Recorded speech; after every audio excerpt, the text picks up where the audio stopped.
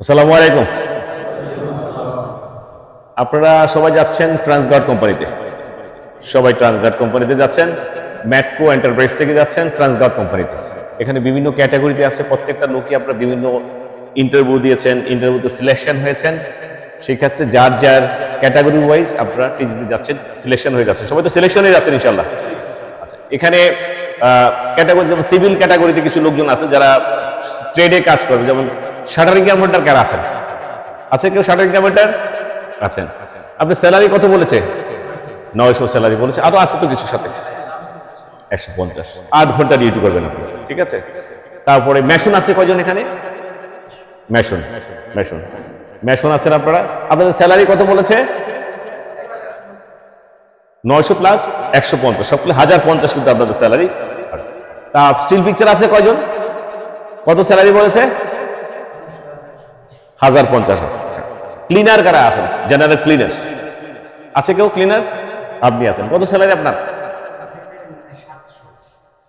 Cleaner 700 salary হবে না, আপনার স্যালারি হবে 900। 540 প্লাস 360, সব মিলে আপনি 900 পাবেন ক্লিনারের জন্য। হেল্পার আছে কয়জন? General helper. আপনাদের স্যালারি কত বলেছে? 700 প্লাস 100, 800 কিন্তু স্যালারি আপনাদের জেনারেল কনস্ট্রাকশন হেল্পার। এখানে সিকিউরিটি গার্ড কেউ আছে? নাই। এভিয়েশনে কে আছে? এয়ারপোর্ট ক্লিনার, এয়ারপোর্ট লোডার কে আছে? নাই। Airport cleaner. আপনার স্যালারি কত বলেছে? 250, পোর্ট 950 পাবেন। আর অন্য ট্রেডে কি ট্রেডে আছেন? হাউসকিপার নাই। আর অন্য কি? প্লাম্বার, প্লাম্বার আছেন। কত স্যালারি আপনার? 1100 প্লাস 300, 1400 পাবেন আপনি। তারপরে ডাকম্যান, ডাক আছে, বেশ কিছু ডাক আছে আমাদের এখানে। ডাকের স্যালারি 1100 প্লাস 300। সবাই তো নিচে কন্ট্যাক্ট করেছেন, দেখেছেন সবকিছু যা আছে। আর কি আছে? ডাকিনের মধ্যে কার কি ক্যাটাগরি আছে?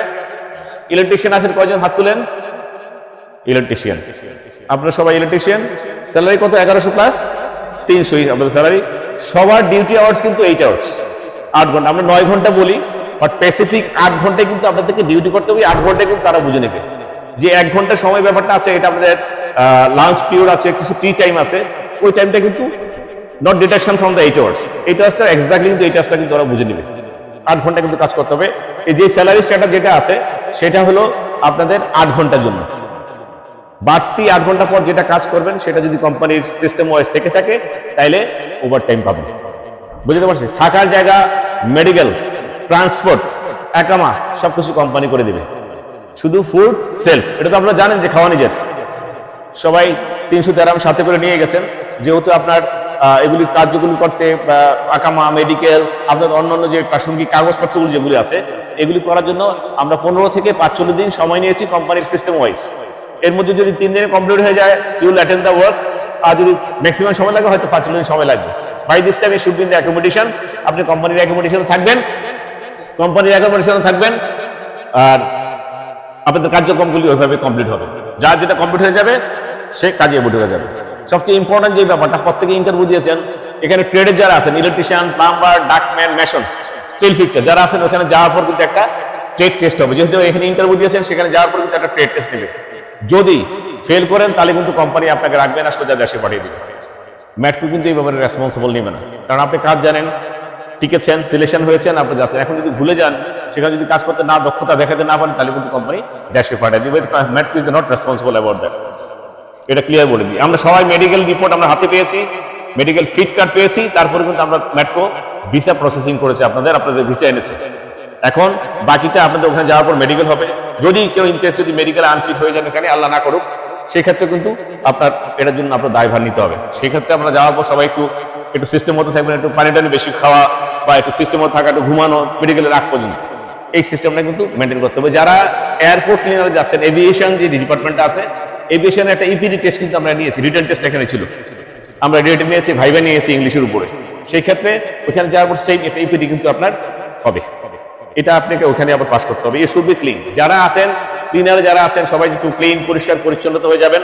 এটা নর্মালি একটা বেসিক জিনিস। সবাই যাতে সুন্দর মতো যান, সুন্দর মতো যে কাজে অ্যাটেন্ড করেন, সেই ব্যাপারটা কিন্তু নজরদারি করতে হবে।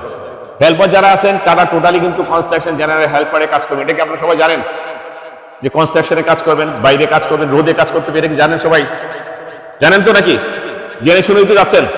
ম্যাটকো তো আপনাদের সাথে কোনো প্রতারণা করতেছে না তো, এখানে এসে সবকিছু জানছেন, কে কি বলছে সেটা জানি না, হোয়াট এভার আমি এখন বলতেছি এটাই হলো বেসিক জিনিস, এটাই হলো ট্রু। কাকে কে কি বলছে এটা কিন্তু আমরা জানি না। আপনারা এখন ম্যাটকোর আন্ডারে আছেন বর্তমানে, ম্যাটকো ভিসা এনেছে, ম্যাটকো ভিসা দিয়ে আপনাদেরকে পাঠাচ্ছে। আপনাদের মাঠ পর্যায়ে কেউ ভিসা আনা নেই, ম্যাটকো ভিসা আনছে। কিন্তু আমরা যেভাবে ভিসাগুলি আনছি সেই কথাগুলি কিন্তু আমরা মাঠ পর্যায়ে বলেছি, সেইভাবে কিন্তু ভিসাগুলি আনা হয়েছে। This is the rules. প্রত্যেকে ইন্টারভিউ পার্টিসিপেট করেছেন, ইন্টারভিউ দিয়ে কিন্তু আপনারা যাচ্ছেন। এখানে একটা সার্ভিস চার্জের ব্যাপার বলেছে, যেটা ম্যাটকো কোম্পানি নিয়ে থাকে, 1,07,000 টাকা একটা service charge, government service charge.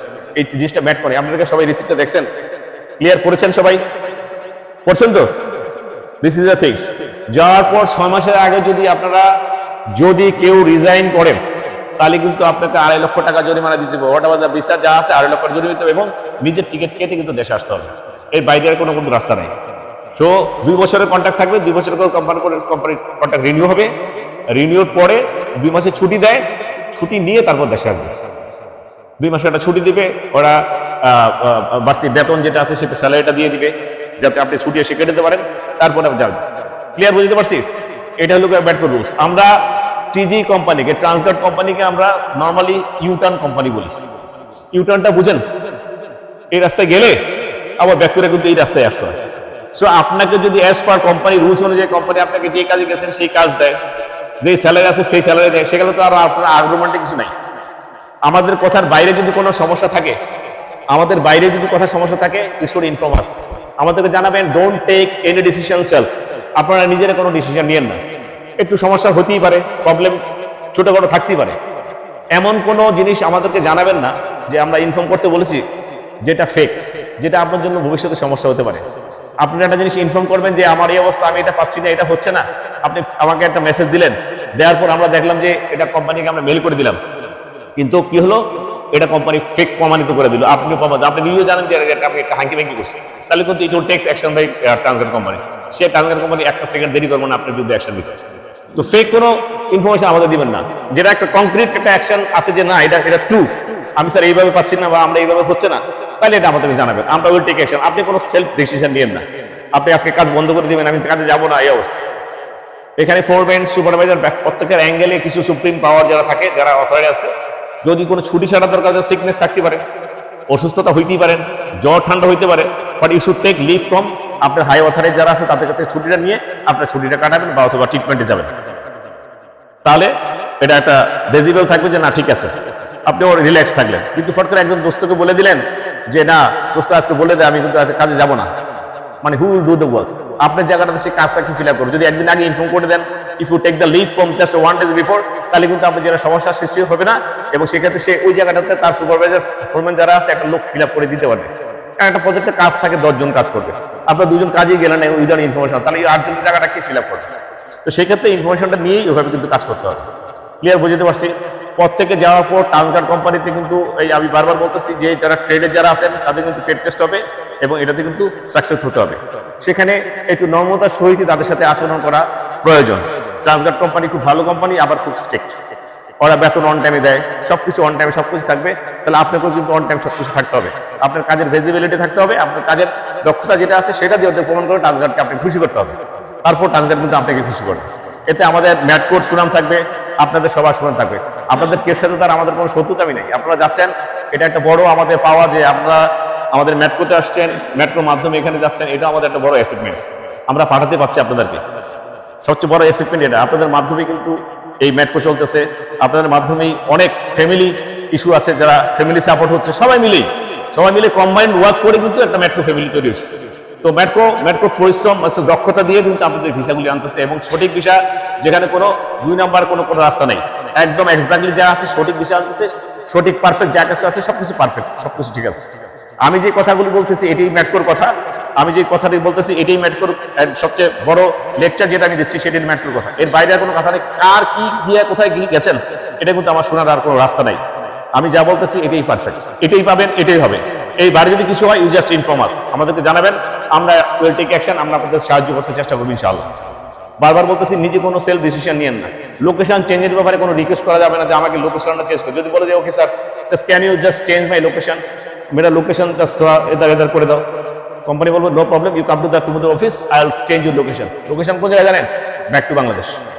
Standard কোনটা এটা শুনেন লোকেশন। আপনাকে অ্যাজ পার কাজ দিচ্ছে, আপনি কাজ করতেছেন, কাজের জায়গা ঠিক আছে, সবকিছু ঠিক আছে, why you asking for the locations? So এটা চলা যাবে না। এই 6 মাস একটা প্রবেশন পিরিয়ড থাকে, এই 6 মাসটা আপনাকে সুন্দর মতো দক্ষতা হতে কাজ করতে হবে। Then you can find out the things, এখন আপনি কি করা দরকার, কি প্রয়োজন আপনার, এখন আপনি কি করবেন, এটা আপনি আস্তে আস্তে পারবেন। কেউ ভিতরে প্রচারণা দিয়ে ওই কোম্পানি থ্রুই আপনি অন্য জায়গায় চলে যাবেন, কোম্পানি কিন্তু টার্মিনেট করে দেবেন। কোনো আত্মীয় স্বজন বাসায় চলে যাবেন, একটা ছুটি ছাটা নাই, ফট করে গেলেন কি একজন আত্মীয় বাসা, ওইখানে গিয়ে আটকে দিলেন, পরের দিন কোম্পানি কিন্তু আপনার হাজিরা পাইল না, জাহাজ টার্মিনেট করে দিবেন।